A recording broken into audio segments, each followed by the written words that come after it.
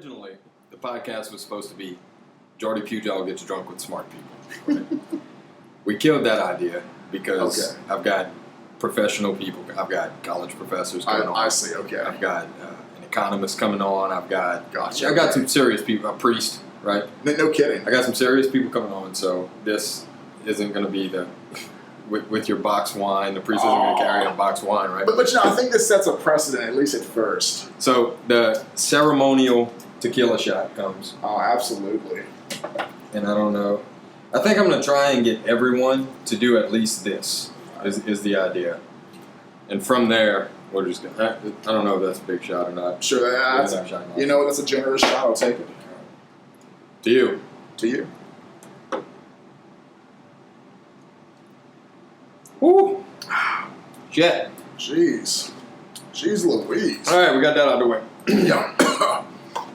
And that's every show. Starting today. Yeah. So what'd you do today? Today? Yeah. I woke up at 11 p.m. Excuse me, 11 a.m. You know, I guess I'm already a little tipsy. 11 a.m. It's all good. I took a shower. I watched Wayne Brady on... what's that show called? Wayne Brady. I don't watch. I don't have cable. You know what? I rarely watch TV. I do have cable. Why? Why do you still have cable? Jeez. Well, hold on. First, I want to see what that show's called. How much does cable cost now? Oh, come on, man. Don't hit me with the hard questions. It's got cable's got to be $120. Turn that shit off. You're on my podcast. Cable's got to be $120 at least. Cable is... How many channels do you get? Cable's actually $70. The way I paid for it. No way. You know how much Netflix costs? How much Netflix? $10. $10 for Netflix. But what? $10 for Hulu. What do you have to watch on Netflix? I mean, you know, you have like 3 good shows. Every good show is on Netflix. Cable's just a bunch of filler. It's all filler. You know what? I actually understand that argument. I do. I just prefer to watch cable. I like the noise. You know, I'm willing to pay $100 a month roughly for noise. Yeah. You know, that's just kind of where I'm at right now. Netflix is. I mean, so Netflix. The problem with Netflix is it recycles old movies. Correct. A little too much, right? Sure. They don't have the new movies that you want to see coming in. Yeah. But whatever's not on Netflix is going to be on Amazon Prime, which is another $10, right? So I'm at 20 now. You're still at 70 with all your filler and no movies, right? But how much is internet? Yeah, good point. Good point. But you're going to have internet either way. But to be fair, either way, I am going to pay for internet. But it's a little bit less expensive when you bundle it. Okay. So there are some caveats to that. I can see. Okay. So what I was getting at is, before you came here, you were delivering a package? More or less, if you want to call it a very large package. Sounds like a couple of bad porn. Yeah, pretty much. So I want you to explain your job, because you've told me before what it is you do, and it's fascinating. For some, how old are you? 27. 27. And I've been knowing you a long time, and you've always the reason you're the first guest on my podcast. I was going to ask you which first guest on the podcast, right? The reason you're the first guest on the podcast is because you're someone who has taken a lot of risks in life, someone who did not care what people thought about it. You're someone who marched to the beat of his own drum and won overall. I mean, you're still in the process, don't get me wrong. Sure, you're not. You're not there yet. No, right? I'm not there yet, but this is the beginning of being there, so to speak. Right. You're one of the most independent people I've ever met. Thank you, and that's a great compliment. I really appreciate that. But basically, you know, I wake up whenever I want to wake up. You know, I had a 16-hour day yesterday, so I chose to sleep in today. I chose to sleep in until 11 o'clock, like I said. I watched Wayne Brady on cable. On cable. Man, I forgot what show he's on. And then I had one delivery I made across town that netted me $250. And that was my day. So wait, what was it? Go into detail. It was a washer. It was legal, right? It was legal, okay. Yeah. It was no coke, right. No smuggling. Actually, a little bit of smuggling, but legal. Gotcha. Legal smuggling. All right. I went to Hattiesburg the day before, and I picked up a washer and dryer set for $100. And I brought it back here. I tested it at my facility, and then I resold it the very next day. I sold it today for $350. Wow. You know, so after you calculate gas and all that. So where was the middle part? Where did that take place? The middle part. You said you picked it up. Correct. And what happened? I brought it to my facility where I test them out. Where is that? I have a storage unit where I bring furniture. Yeah. And I have a shed in the back of my mother's house that I converted into a place where I test out machines, I stage products, I fix things up, whatever I have to do with it. Wow. So I made about roughly $250 profit, maybe a little bit less with gas money, so maybe $230, $220 profit in about 4 hours of real work. Wow. And I do this every single day, whether it's... and you set an income goal, right?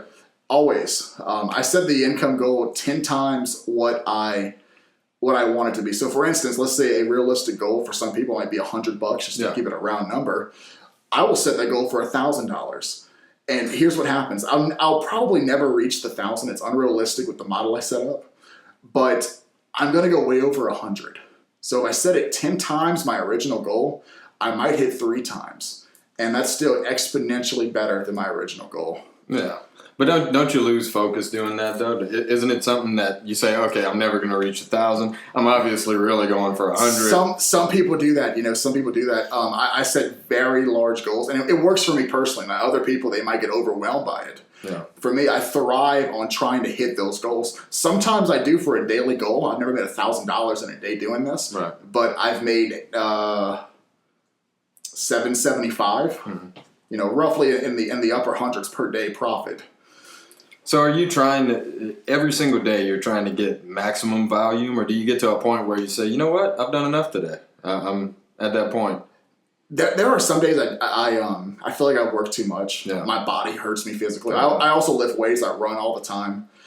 No, you lift weights, really? What? No, man. No. I'd have never guessed. I just inject these things in my arms and shit happens. But no, some days I do get tired, but I try to carry on the best I can. And those goals help me stay on task, because they help me stay focused to where I don't quit on those days. Even though they're unrealistic, I still want to hit them every single day.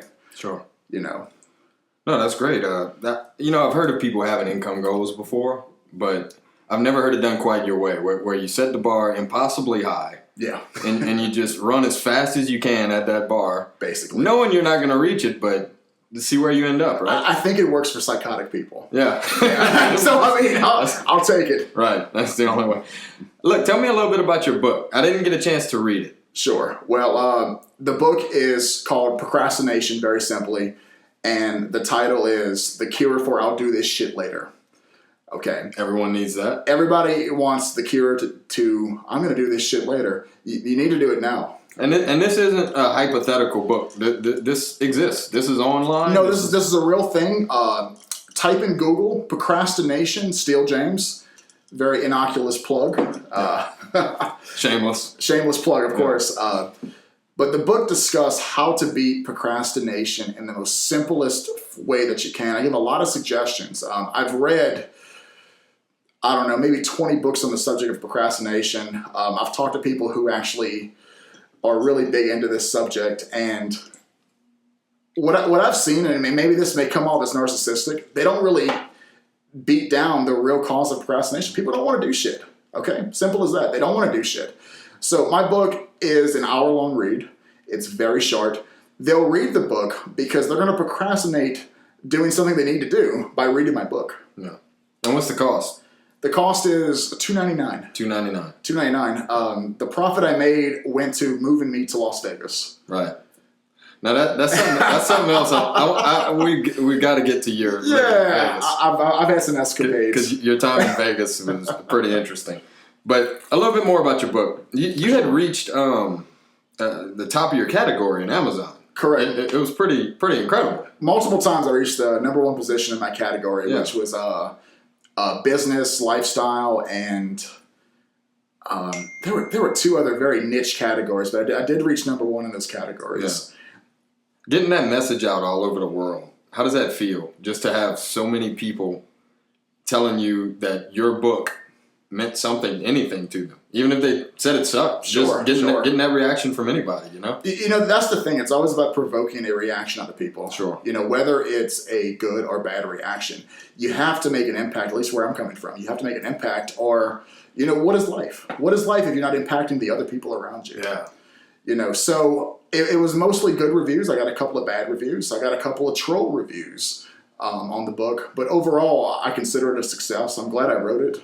I wrote it almost as I'm not going to say a joke, but I wrote it just to say, hey, I want to get the information in my head out there to where I can help at least one other person and hopefully way more than just one person out. Yeah. Because I used to procrastinate. I still procrastinate, okay? People say, oh, I wrote this business book. I'm very successful. People fall flat on their fucking face all the time.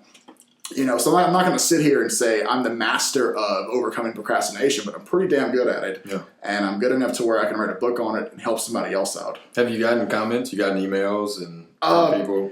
You know what's weird? It was my first book. Yeah. And I did it almost just to say I just wrote a book.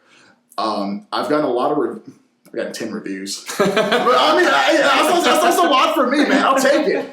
I've gotten a lot of... yeah, tens. 10 reviews, right. Tens have reviewed it. Yeah. But 5 stars, though. Yeah. Mostly 5 stars. This is my mom, my aunt. Come on, man. You got to give yourself some credit. You never got any comments from readers on Amazon from across the world? I know you've gotten a lot of comments on Facebook from friends and people who've read it. Like I said, I haven't gotten around to reading it. I wanted to, and it you've seen my reading pile. It's massive, right? And I never got around to it. I will definitely read it now. I'll give you a free copy, man. Thank you. I'll give you the coupon code for $2.99. Great. Or you can use the $20 I gave you for pizza to purchase the book. What was involved in getting your book on Amazon? Because I'm going to be writing a book eventually. I think you ought to. And I can't wait. I'd love to. You have a wealth of knowledge. You have to write a book. Thank you. But I don't have the time right now to write a book. I would love to, but I'm getting there. I have time to do a podcast. Sure, but not a book just yet. Absolutely not. This podcast will lead to a book. Exactly. So was it hard getting on Amazon? Very simple. It's such an easy process, but people feel very overwhelmed by it. Mm. The hardest part is really editing your book, and also... setting a goal each day for how many words you write, how many pages you write.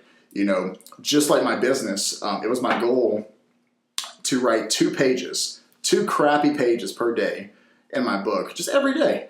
And what happened was setting the goal, it's kind of the opposite of my other one actually, setting the goal low made me write more. Yeah. I'm never just going to write 2, the hell is that? I'm never going to write just 2 crappy pages. I'm going to write probably 4 or 5, maybe 10 some days, Stephen King has something similar. He has I think it's either a page count or a word count. He says no matter what quality gets on the page, I'm writing this much every single day when I wake up. Dude, it's where it's at. Tim Ferriss did that, author of The 4-Hour Work Week. Mm-hmm. And, he was a big role model for me doing this as well. So no matter the quality, as long as you're getting stuff down, you can always edit it later, right? Exactly, and there was so much editing that took place. That was the hardest part of publishing it. Was that okay? I have to edit this to make sure that this is not some piece of crap people are going to laugh at me about. It's got to be substantial. It's got to be real, and editing was what made that, into something amateurish to something really.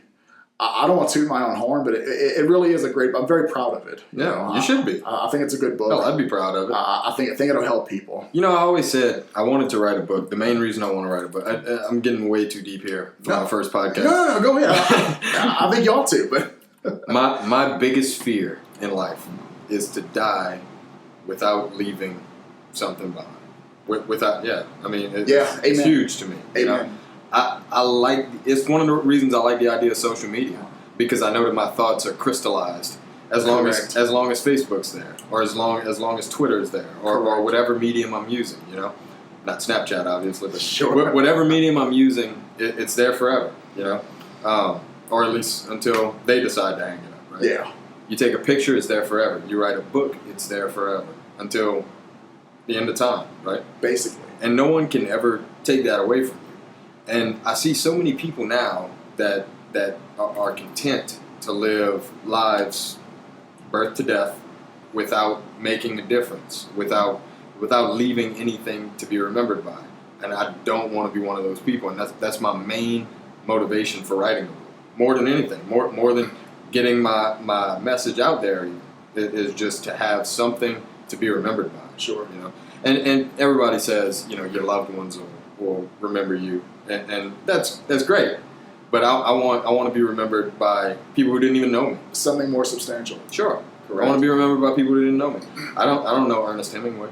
I never met the guy. I don't know any of his family. But everybody knows his name. But I know who he is. Correct. And it's because he left something important. How you feel about that?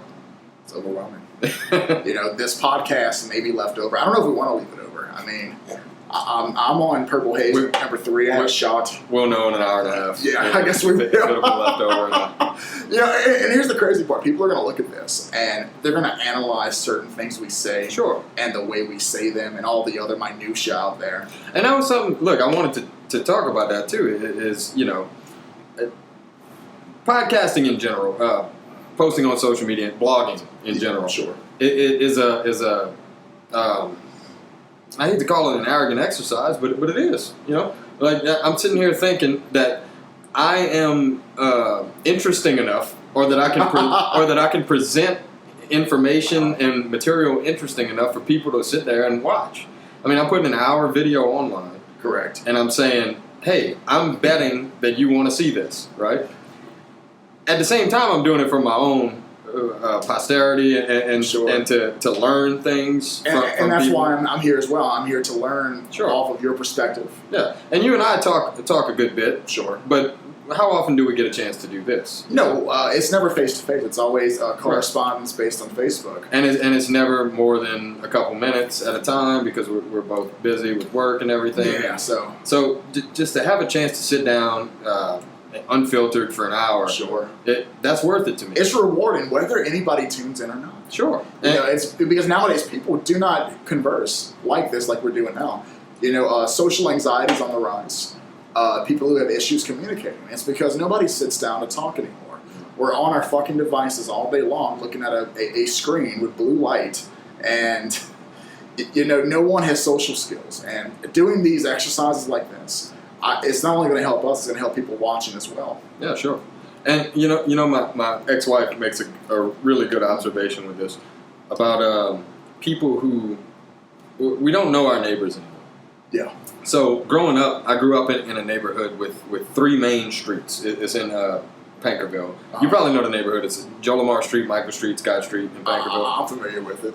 3 streets, all kids around our age, right? We had about 20 of us, right? And another one, Chris Duga, I'm hoping is going to be on the podcast. He was one of those kids. We had just a bunch of kids our age, and every house down the street, we knew the parents, we knew the kids, we knew the uncles, the aunt, like whoever, right? We knew each family.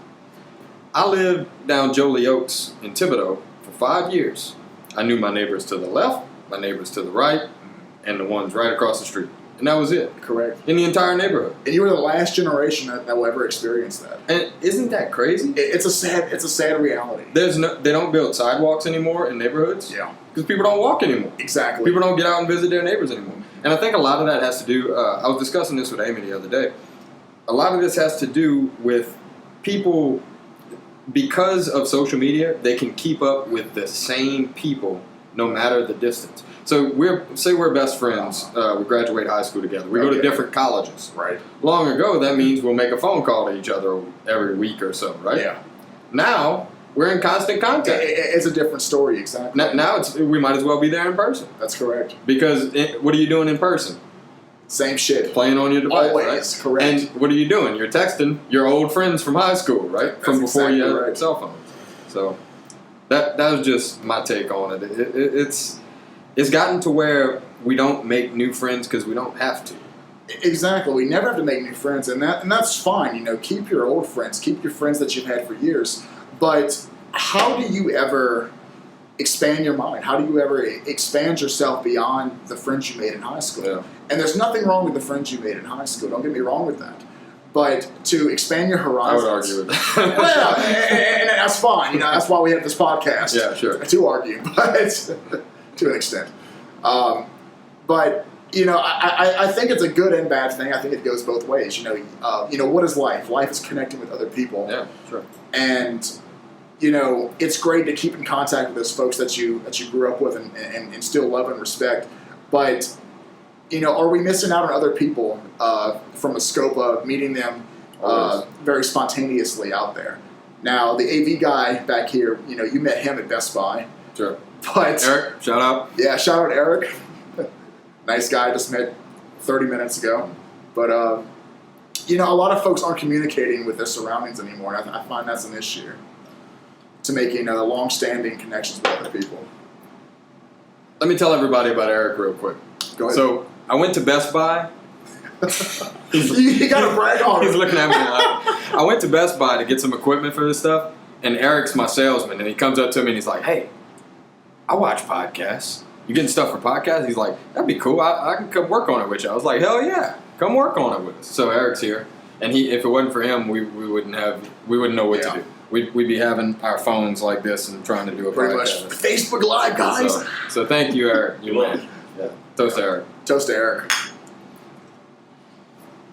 So tell me about your time in Vegas. I want to hear this. Oh God. What made you decide to move to Vegas? First, let me fill up my glass. Yeah, sure. Franzia, you're never gonna have another guest who drinks as much as I do. Oh, there it is. For the record, he is stealing my girlfriend's boxed wine. And I've never had boxed wine before. But I hear Franzia is the best kind of boxed wine. Or possibly The best kind of boxed wine? Possibly it's the only boxed wine. I'm not aware of any other type of boxed wine. The best kind of boxed wine. And the only. All right. Yeah. Cheers. Yeah. Eric. Yeah. Cheers, my friend. Cheers. Yeah. So, what made you decide to go to Vegas? I'm going to get kind of deep here. Go. We got time. Sure. Yeah, we do. Might as well. That's what's beautiful about this. Yeah. All the fucking time. All the time in the world. Yes. You know what? You know why I moved to Vegas? I moved to Vegas because I was very depressed. And I didn't realize how depressed I was until I moved there. I thought getting away from the Southern lifestyle, getting away from the Baton Rouge area, and expanding my horizons like all these self-help authors tell people to do, would automatically fix my issues. I'd be a happier person. I would be more grounded with reality. And to an extent that did happen. I did meet a lot of great people there in Vegas. But what I ultimately realized was that, just because you're moving your geographical location doesn't mean that you're going to automatically dispel your personal issues. So when I got to Vegas, this is a city much like New Orleans, except it's worse in some ways. Any vice that you have is going to be amplified. You're going to, for me, alcohol, gambling. Yeah, because you have a chance to dive right into it. Right? Basically, yeah. So man, like I said, I published a book and I had some early success with it. So I used all the money I had to move myself to Vegas, and all the money I had left over, I just blew it, man. Yeah. Gambling, partying. Now look, great memories. I'm glad I did it in my 20s and made those mistakes early. But so wait, did you carry your business that you do here? Yes. Is that what you did in Vegas? I did, but here's what happened though. The momentum I had here, I might have made half of what I did in Vegas. Not so much because I put in, I did put in less effort, It was a different economy. That was part of the issue. But I didn't have the same fire in my eyes that I had here. Yeah. It was a different kind of intensity I had.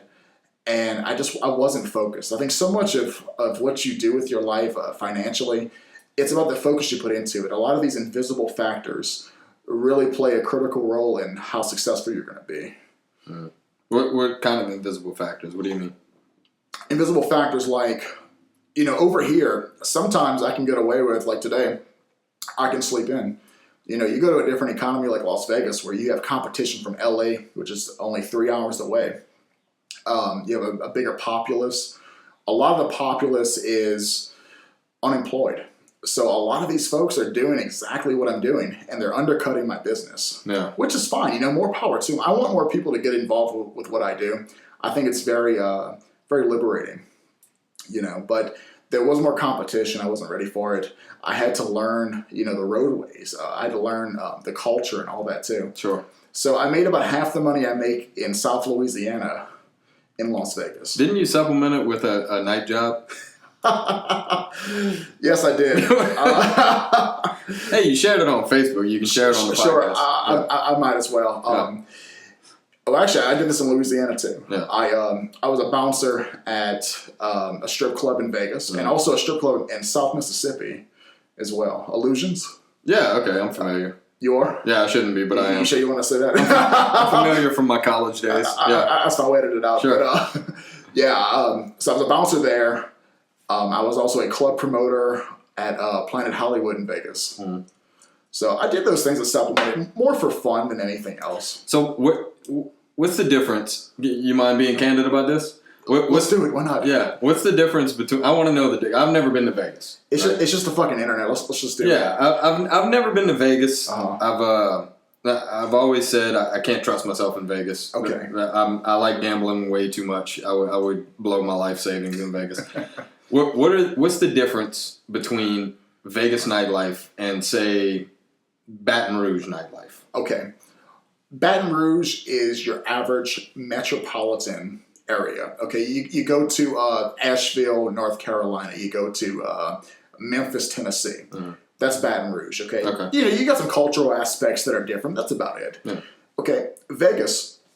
You have people who are actual millionaires who come from like Shanghai, China, and come from different parts of the world, and they're blowing money everywhere. So for a person like me, who that's what I aspire to be. I aspire to be somebody who's wealthy and has affluent power.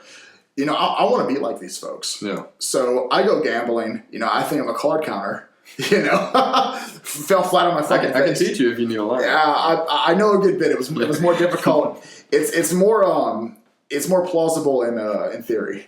What's funny? Go ahead. Not to go off on a tangent, but I used to work in casinos. I was a dealer and a pit boss for a while, and well, not technically, but whatever.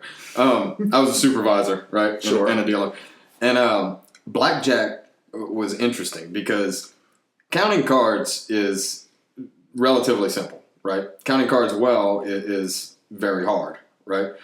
So often we would get people like yourself who thought they were card counters, right? And we would gather as supervisors and we'd critique them. We'd evaluate their progress, right? So you guys would just have a laugh about it, basically. Exactly. So we would sit there and we'd say, okay, this guy, he thinks he's doing well. Sure. And he's doing better than an average player would do. Right.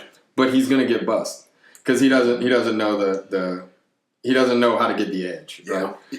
And so we would just sit there and watch him. Right. And he'd see us watching him, but card counters learn not to care until they tap you on the shoulder and say you got to go home, right? Pretty much. So and that happened to me, by the way, too. Yeah. And not go home, but you can't play blackjack, right? Mm. So we would just sit there and watch. And at both casinos I worked at, I've never seen anyone get kicked out for counting cards because most people either aren't good enough to realize such a big advantage or they're not betting high enough for it to matter, and we don't want to make a big fuss over it. Correct. So there was only one hotel that kicked me out. It was the El Cortez, downtown Las Vegas. They use a single deck, and I was making outrageously high bets. Well, yeah, that'll get you. 25 minimum. Sure. Ooh, let's bet 300 on this particular hand. Yeah. That'll definitely get you kicked out. I quickly got a tap on the shoulder. Yeah. Hey, buddy. And for me, it wasn't. You can't play any other game, or you play any other games. It was get the fuck out of my casino. Yeah, and I don't even count cards whenever I play blackjack because I don't want that kind of. The odds are decent. The odds are good enough. If you play the math, if you just play the math by itself, it's a 1% game. Right. The only way it pays to count cards is if you're going every night for a couple of weeks at least. So. I know I'm not doing that. Right. So what's the point? Why make it? So I guess for just to play the game, you kind of want to challenge yourself mentally. You got a couple of comps, but dude, man, when I go to the casino, I'm trying to get drunk and play some craps and that's most folks. Most folks have that mentality, and that's fine. That's how you're supposed to be when you go to a casino. I worked in a casino long enough. I know I'm not going to win. Right. Yeah. I'm going to win here and there. But I really don't. Sure. You can ask Amy when she gets back. I don't win often, right? So she's taking a jog? She's taking a jog right now. She's gonna come in and screw up the audio on the podcast any minute now. That's fine. I can't wait. Yeah. No, she's great. I'm usually running with her this time of day, but I quit smoking, man, It's been 3 months, yeah. Dude, that's awesome. 3 months. I didn't know you were a smoker. Yeah, I smoke over a pack a day for 15 years. I mean, I've been smoking since I was 15. Turn that shit off. It's money, God, man. we were just talking about the devices. I know, man. It's money. I can't get in the way of a man's money. I'm a fucking hypocrite. But I was, yeah. Hey, by the way, What? toast to Amy. Oh, yeah, dang. Yeah, why the hell not? That's our wine. But yeah, we, Toast to Amy's wine. you know, she didn't mind. Whenever we first got together, I was smoking, and she didn't mind all that much. Yeah. And but I could tell she wanted me to quit, and I wanted to quit. And it was easy because she doesn't smoke. So. Right. Yeah. But then I started running, and man, I'm feeling great. Yeah, dude. I mean, you look athletic. You Yeah, look finally, right? Yeah. I was starting to get a dad bod. I mean, I'm 31. You know, you gotta watch that. You're 31, man? Yeah, I'm 31. No shit, dude. Yeah. You look better than most 31-year-olds. Thank you. That dad bod will creep up on you, though. You gotta be careful. Yeah, it's coming for you. Yeah, man. I mean, it's happening. Don't worry, it's coming for you. And I'm an actual dad. You're not even a dad. So Yeah, dude. What's going on with that? You got a girlfriend? I got a girlfriend, man. Where is she? She didn't want to come? Great young lady. No, she's a little camera shy. So, not this particular time. If it's ever a round two, Yeah. perhaps she'll stand in and make weird faces at me while I'm talking about peculiar subjects. Yeah. Like comparing the strip clubs in Vegas. Yeah, to yeah. those in Baton Rouge, yeah. By the way, go to the strip clubs in South Louisiana, South Mississippi. They will. I don't want to go too much into detail because someone's going to watch this who knows me very intimately. But I'd recommend these down here as opposed to out west. Really? And I'll leave it at that. Okay. I'll leave it for the viewers to decide. I really didn't want to hear that on the podcast, but I kind of forgive it in this instance. Yeah. So your time away from South Louisiana, how did it make you feel when you came back? Were you bored when you came back, or was it? You ever heard the story of the prodigal son? Yeah. It was a lot. It was a lot like that. And for the viewers, the prodigal son, he left his father after he got an inheritance, and he gambled. He got into prostitution. He got in. By the way, I didn't get into that, but the prodigal son did. Wait, it doesn't. Does it say in the Bible that he got into prostitution? I'm kind of just freelancing exactly. I thought so. Yeah. At least that's what my ears heard Okay. in 11th grade religion class. Right, I understand. Sure. So, he got into a bunch of mess. Okay. He blew all the inheritance in like 6 months. Okay. And he was embarrassed to show his face back home. But eventually he was starving. He was thirsty. He had to go back home. He got back home, and to his surprise, his father had open arms. And he said, "My son, where have you been? I missed you. I love you. We will prepare a feast for you in your honor."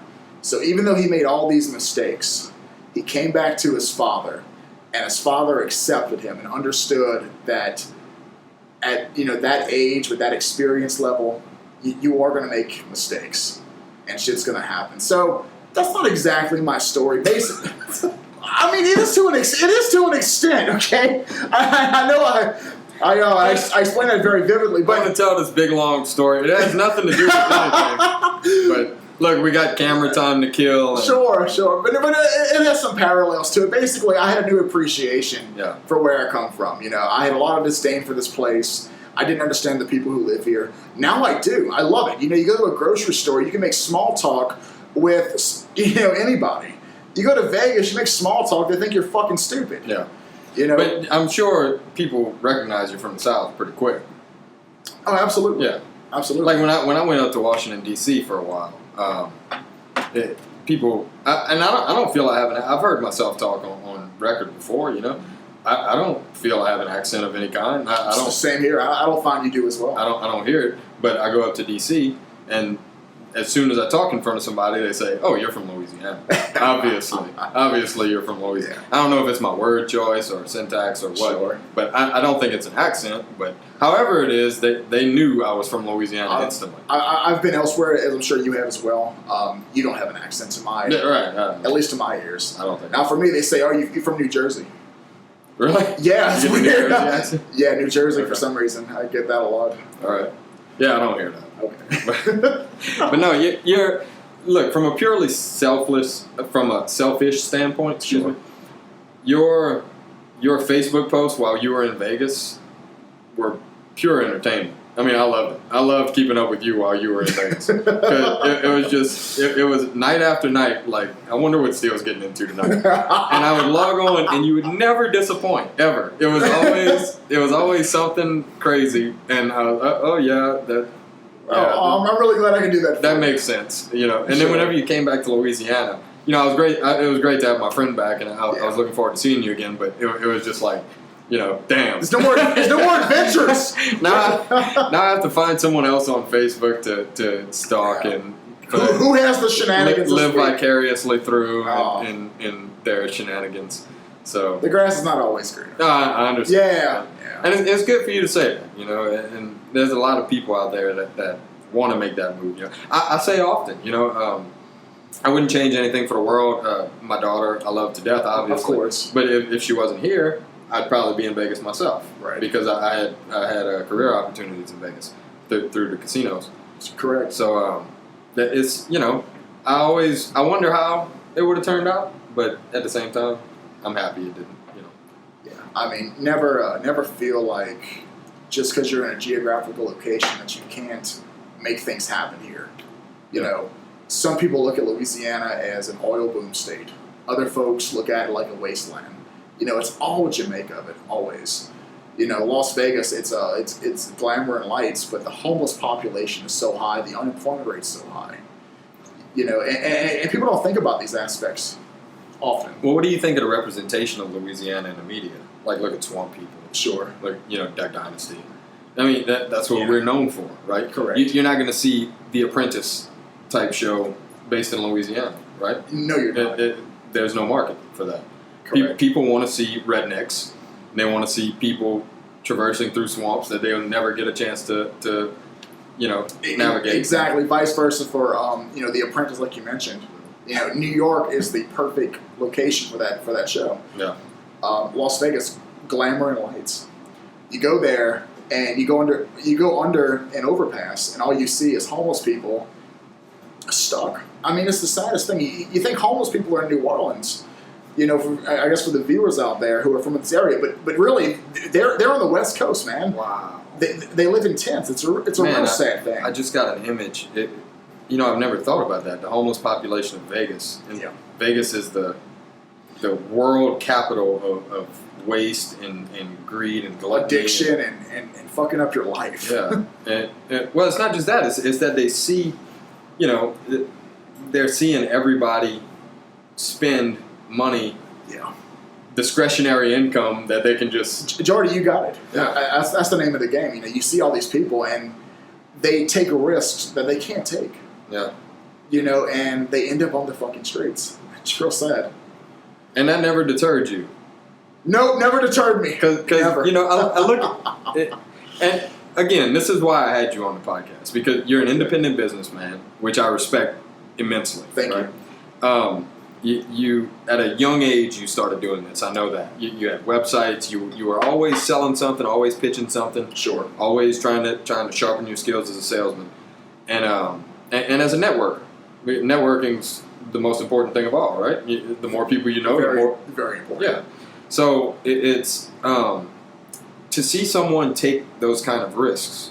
You know, I wonder if Vegas was an extension of that. If it was just like let's see how far I can stretch this thing. It definitely was. Yeah. If I would have known a different language, it would have been Shanghai, China. It would have been some other location outside of the U.S. You know, I considered London. I considered San Juan. But Vegas with the glamour and lights, I loved it. You're in close proximity to Los Angeles. It just seemed like a good fit at the time. I still think it's great. I'll go back and visit anytime. Yeah. Did you make friends up there? I made tons of friends. Yeah. Yes. Made a lot of connections. So you got a lot of connections in Vegas now. Definitely. That's great. We're gonna have to do that. Just kind of integrate that. You're gonna take me on my maiden voyage to Hell Vegas yeah. and, Absolutely. Yeah. Oh yeah. Absolutely. I just can't bring any money. No. Bring it, but give it to me. And now the football team's there now, so we gotta go get the Raiders. Yeah, the Raiders. Yeah, that's right. The Raiders just moved to Vegas, or they're in the process of moving. I might be a Raiders fan. I never thought I'd say that in my life. But. Yeah, I mean they're good. Yeah, they're good. Their quarterback, Derek Carr. He's lights out. They might have won the Super Bowl this year. I'm not too familiar with it, but that would be great for the city. That's what, I like to follow football when the Falcons are doing well. And you're a Falcons fan? Yeah, it's hard. Come on, man! You lost like 20% of your viewers just now. Everybody knows I'm a Falcons fan. I became for the people who don't know, I became a Falcons fan, and you don't know this because I never shared it on Facebook, and I don't think my dad would even mind me saying this. He knows what's up. I love my dad to death. He's one of my favorite people. Sure. Growing up, I didn't love my dad so much. We didn't get along well whenever I was a teenager. Who does get along with their parents when they're a teenager, right? And my dad was a Saints fan. I was a Falcons fan, right? And I get it. It was easy for me to root for the Falcons. Like anything that made him upset. Like if the Saints lost to the Falcons, that was perfect. Yeah. Yeah, go Falcons! Right, rise up, baby. So I started following the team, and it stuck. And the Falcons fan, Dirty Birds, man. They blow a 25-point lead in the Super Bowl, and still love them through gritted fucking teeth. Still love them, Barely even able to say that. It's pretty rough as a Falcons fan in Louisiana. I was dealing at the Treasure Chest in Kenner, right, at the Treasure Chest Casino, and Alex Smith was with the Saints at the time, and he was he was learning how to play craps, and I was teaching him. This guy is huge. Alex Smith, he's like. I say he's huge. He's 6'2", 230. Sure. Or bigger than that, 6'2", 260-ish, right? Defensive end, great player. Right. He had played for Florida? Yeah, Florida. Okay. And he had a game where he had sacked T. Martin 4.5 times, right?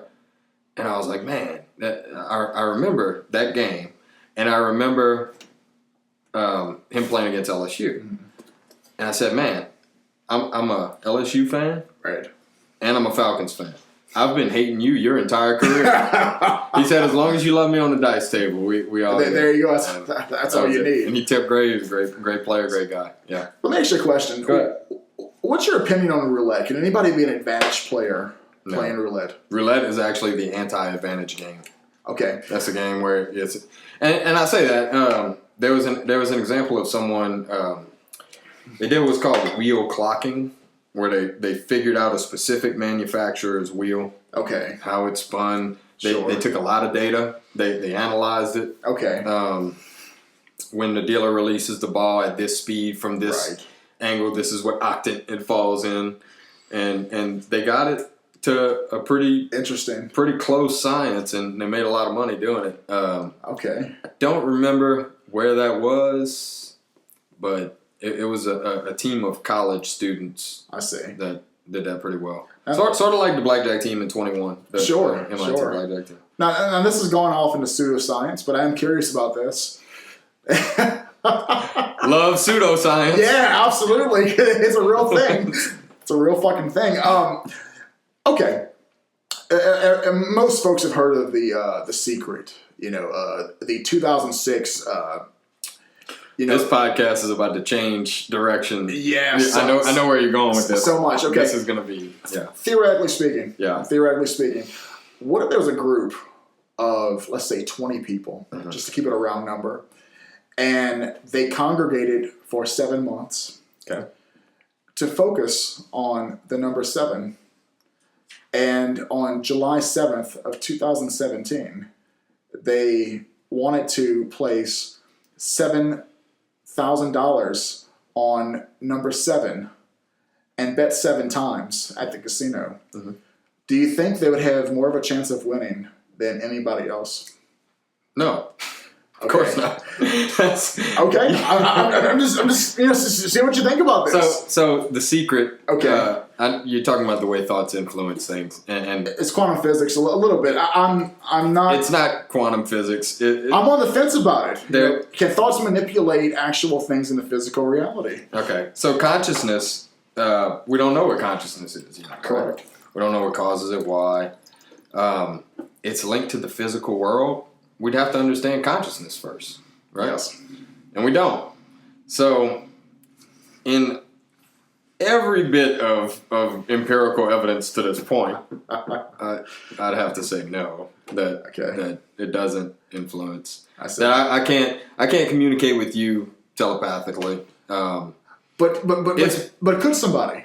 There have been experiments in Washington, D.C. in the 1990s that Buddhist monks meditated collectively across the world to lower the crime rate in Washington, D.C. After 8 weeks of doing that, it went down to 23%. That's a hell of a coincidence. Now, it could be a coincidence, but did that have a factor? Can a thought experiment actually create real things happening in the physical world? My guess is no. Okay. It's up in the air for me. It's hard to talk beyond that because I'm not a quantum physicist. Sure. I'm not a... and neither am I, just saying. I'm not even a philosopher. Just as someone who respects science and as someone who also respects religion and expects and respects pseudoscience from certain people, from people who devote their lives to it and to linking it. And just for truth. the record, I'm playing devil's advocate to an extent. I'm really on the fence about this entire subject, but I am curious to see what. Why are you on the fence? I'm on the fence because I see evidence for it, but it can't be replicated readily. You see me on Facebook talking about things like determinism. Okay. And philosophical concepts like that, right? Right. What you're talking about here is it's not a logical. It's not something that you can reach through logic. This is purely scientific, right? Okay. We do not currently have the means to measure consciousness's impact on the physical world. Correct, we don't. Will we get there one day? Maybe. Who fucking knows? We'll fucking see, man. I don't know. It might be idiocracy soon. I don't know. It's hard to address questions like that. Sure. You know, I know. That's a question for like a. And I didn't mean to put you on the spot. No, I was just curious. I understand. It's a question for someone who that's a science question. You know, it's not a. I can talk philosophy all day long. Okay. I love philosophical thought. Philosophically speaking, what do you think about that? Philosophically speaking, I think it's a bad question. Okay. That's a nice way to divert that. No, it's honestly though, it's a question from a scientific standpoint. It would have to be answered from a scientific standpoint using instrumentation that we don't currently have. I think Amy's back. She wants to come in, but she can come in. You can come in. Make as much noise as possible. Slam the door. Ooh, passive aggressive. No, but whenever you address scientific topics, okay, you know, you have to remember I'm not a scientist. Sure. Right? I can comment on things. Look, I put a lot of shit on Facebook. But what's your IQ? How smart are you?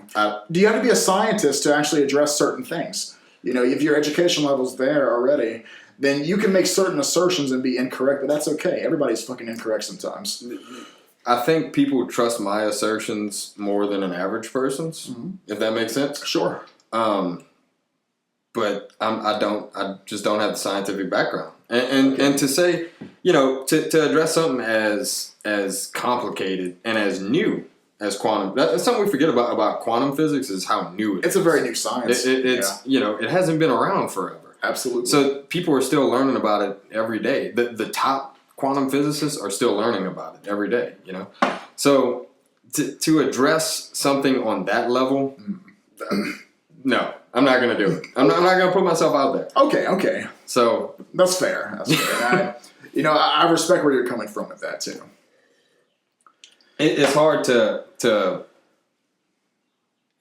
to turn down a question like that because I love talking about this stuff, right? Yeah. I love talking about it. And I would be glad to talk about it with you in a different forum. Okay. But on the podcast, I feel like I would be just throwing ideas out there that aren't qualified. Exactly. You know? You don't want to you don't want to throw opinions out there that might make somebody love or hate you. True. On there, and I respect that. I understand where you're coming from. And that's why, look, I plan to have experts on here, you know, sure. Where I like the idea of having a podcast where I can talk with people about things that average people normally address, but don't know much about. Okay. So I have a friend who's an economist. Yeah. He'll be on here. You know, people talk economics all the time. You said you're having a priest on here? Yeah. Oh my God! It's gonna be. I can't wait. Can I be number 2, man? I gotta see it. Look, That's going to be a fun episode. My gosh. It's I have no intention whatsoever of disparaging religion. I'm not a religious person myself. I'm not an atheist either. Right. There's a difference, There's a difference between not liking organized religion, sure, and throwing the idea of God away, right? And that's something I'm definitely going to get into on that podcast. It's going to be a great podcast. I can't wait. I need to watch it because right now, I'm in flux. I'm trying to figure out what do I believe in actually. Yeah. And you were telling me about that. What's this religion you found? The religion I found. I mean, that's what it is, right? Well, we come across them. I wouldn't. You pick one you like. I wouldn't put it in those terms. It's like a exactly, buffet. but I've been a Christian for a very long time. Yeah. I've been a Christian since birth, basically. Just from the inheritance of my parents and people who mattered to me. Recently, I've learned that you can agree with basically every religion to an extent. Okay. And there is a group that believes that same philosophy that I believe in. It's called the Baha'i religion. They believe in Christianity, but they also believe in Buddhism. They believe in certain aspects of Islam. They believe in aspects of different religions. So I'm investigating that. I want to see if I want to become part of that. Because I don't believe that Christianity has all the truths that, are meant for a person. I think you can have a lot of truths beyond just, the sect that you're born in. Yeah. Who's to say that Buddhists are any worse, or people who are Muslim are any worse? There are certain aspects of every religion that you can learn truths from. So I guess the corollary to that would be a religion in which every religion is wrong, right? But that no, hear me out. I guess that's the inverse. Hear me out. That there is a truth somewhere, but that no one's found it yet. I wouldn't go that far, but let's just say, perhaps atheists, agnostics, perhaps they have a truth as well that we're not aware of. Agnostics. Atheists. Here's the thing about atheism is that no one knows, right? I think everybody's an agnostic. Right. That's what I was getting at. If you really think about it, who the fuck knows? Nobody knows. Definitively. You don't know about anything, right? Nobody knows. Anyone who says I'm an atheist, right? Look. You can't look at Pascal's wager. Where you're familiar with Pascal's wager? No, I'm not. Explain that. So it's better. It's more beneficial to a person to believe in God. It makes logical sense to believe than to not believe. Okay. Basically, if you don't believe and you're wrong, eternal damnation. If you do believe and you're wrong, you just believed. I've never heard that before. Right? But that makes a lot of sense. It makes all the sense in the world. Yeah. It's a logical thing to believe in God, sure. right? So for someone to come out and say, I'm atheist, like God definitely does not exist, what's the point? What are you really trying to do? Are you really on a search for truth? Because at that level, you're not going to find truth, correct? Right? You correct. can't. The definition of God is that it's beyond our understanding. Correct. So you're not going to find truth, right? You're going to find what evidence shows, evidence that your eyes can see and your fingers can touch and your ears can hear. Sure. Limited instruments. You know what I've noticed about atheists, and I'm going to go off on a tangent here a little bit. Yeah, go ahead. That's what this show's for. There are some people who get their frollies out of being right about something and proving other people wrong. And this is not to go against every single atheist out there, but there is a certain percentage of atheists, I believe, that they just want to be right, and they want to get one over on people who are otherwise so confident in their God. Yeah. And I almost can't blame them, because you have the Christians who are ramming this crap down everybody's throat, and nobody wants to listen to them. And this is coming from a former Christian. I don't consider myself a Christian anymore. I consider myself part of the Baha'i. I think there is truths in every religion that needs to be thoroughly examined.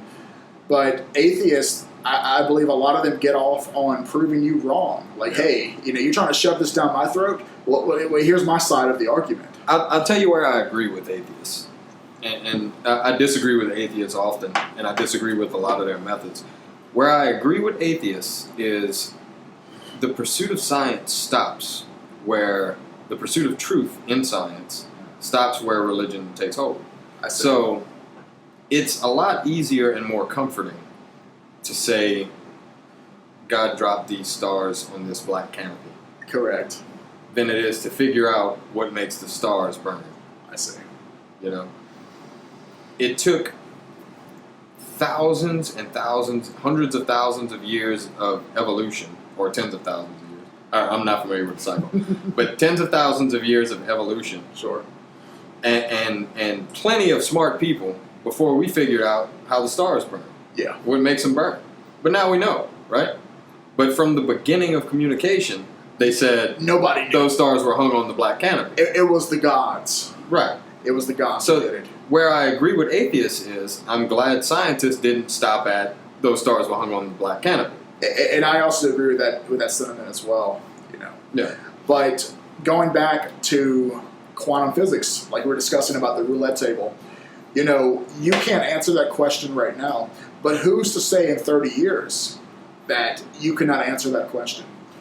You know, there is some evidence based on, I'm not sure if you're familiar with the slit test, where they threw particles, and just by observing, certain particles went into a certain slit. It acts as a wave or a... Yeah, Yeah. exactly. So, you know, we may be at the beginning of a different revolution here. You know, we don't know yet.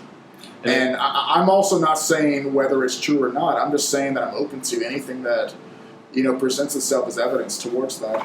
Yeah. And the thing that opens up with quantum mechanics is you're talking about randomness and the idea of randomness, which is really hard for me to grasp.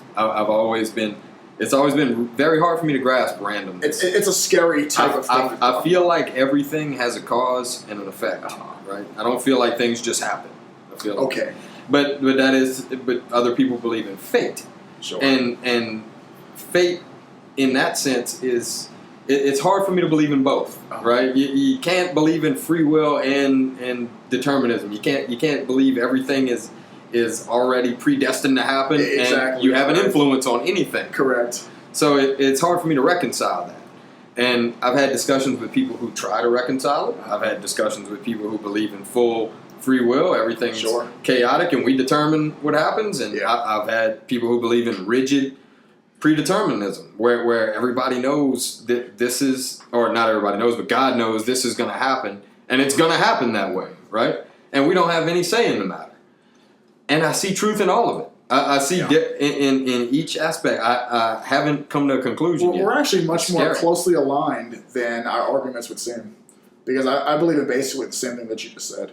No one really knows what the truth actually is. We have to stay open to it. Yeah. You know, and by being a Christian or an atheist, I don't see how you can be open to the various truths. You know, you're more open to the dogma that you're born with. Yeah. Or the dogma that you've experienced in college by your peers.